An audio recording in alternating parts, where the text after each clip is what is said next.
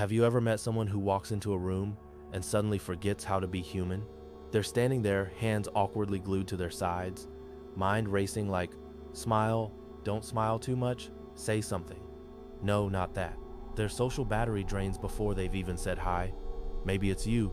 Maybe it's that quiet coworker who eats lunch alone but laughs at memes in group chats. On the surface, it seems like they just don't like people. But here's the thing, most people who struggle to make friends do want connection. Their psychology just plays by a different set of rules. Let's break down what's really going on inside the minds of people who find friendship harder than most. Because behind every "I'm just introverted" or "people exhaust me," there's a story, usually a psychological one. The observer. You know that person who always hangs back? The one watching conversations unfold like a scientist studying dolphins? They'll notice every detail, the tone shifts, the subtle eye rolls, the small power plays, but hardly ever jump in. This is the observer mindset. These people live in their heads. They tend to analyze rather than participate. It's not that they don't like others, they're just hyper aware of social dynamics, constantly scanning for cues, weighing responses, calculating risk. Psychologically, this links to social monitoring and sometimes evaluation anxiety, the fear of being judged or saying the wrong thing. Their brains treat social interactions like tests they can fail. So instead of engaging, they overthink every possible outcome. If you've ever left a party replaying every line you said like a bad movie, yep, that's the observer tendency. You want connection, but get stuck in your own loop of analysis paralysis. The irony? You're often more socially intelligent than others, but that intelligence becomes your trap, the guarded soul. Then there's the one who keeps everyone at arm's length. They'll chat, they'll smile, but emotionally, there's a padlock on the door. They'll tell you about their weekend, but not how they felt about it. This is the guarded soul. The psychology here often ties back to attachment theory, specifically avoidant attachment. Somewhere along the way, they learned that closeness leads to pain or disappointment. Maybe friends betrayed them, maybe a parent was emotionally unpredictable. So now they keep people close enough to seem friendly, but never close enough to be vulnerable.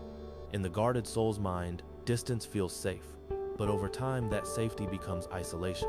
Love feels risky, friendship feels temporary. If you've ever found yourself ghosting people before they can hurt you, or laughing off personal topics to dodge intimacy, your guard might be stronger than your curiosity. The invisible wallflower. Picture this. You're in a group chat, conversations flying back and forth. Inside, you have things to say, jokes that fit perfectly, but your fingers freeze on the keyboard. It's not funny enough. They won't get it, I'll just stay quiet. That's the invisible wallflower. They disappear not because they lack interest, but because they don't feel seen. Their self-esteem has taken too many small hits, subtle rejections, forgotten text, conversations that died mid-sentence.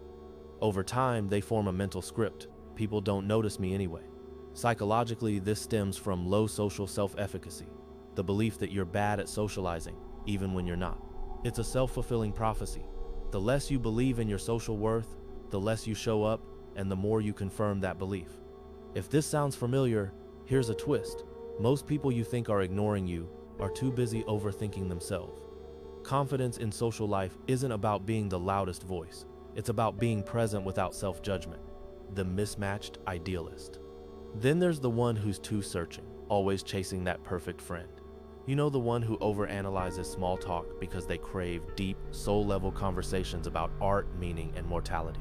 They meet someone, share a few laughs, and think, they're nice, but we're just not aligned spiritually. This is the mismatched idealist. For them, friendship isn't about fun, it's about meaning.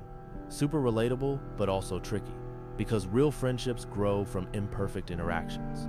Psychologically, this pattern ties to idealization and sometimes fear of authenticity. When you expect people to immediately get you, you unconsciously set the bar so high that nobody qualifies. And underneath that standard, there's often a fear of rejection, because if you never connect deeply, you never have to confront being hurt deeply. If you've ever said, it's hard to find people on my wavelength, maybe part of that wavelength is your armor. Connection isn't found, it's built slowly through shared imperfection. The over-adaptive chameleon. And finally, the chameleon. The person who blends in wherever they go but somehow never feels they belong. They'll mirror others' humor, interests, even voice tone.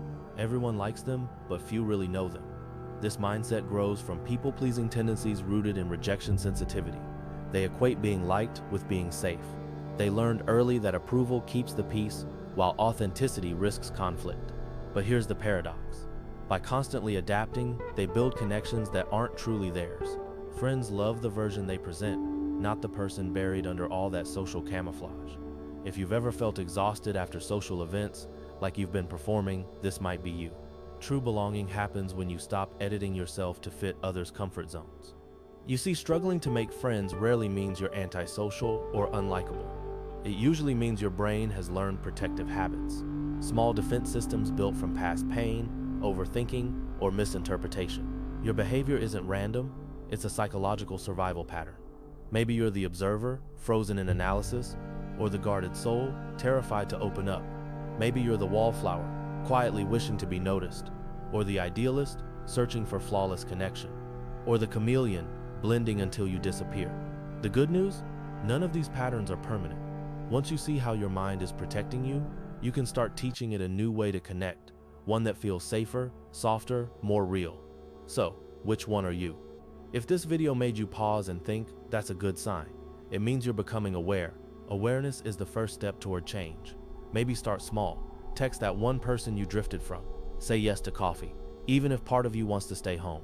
Connection doesn't need confidence. It just needs curiosity. And if you like diving into human psychology and figuring out why we do the things we do, you're already in the right tribe. Subscribe so you don't miss the next one. Because sometimes understanding others starts with understanding yourself.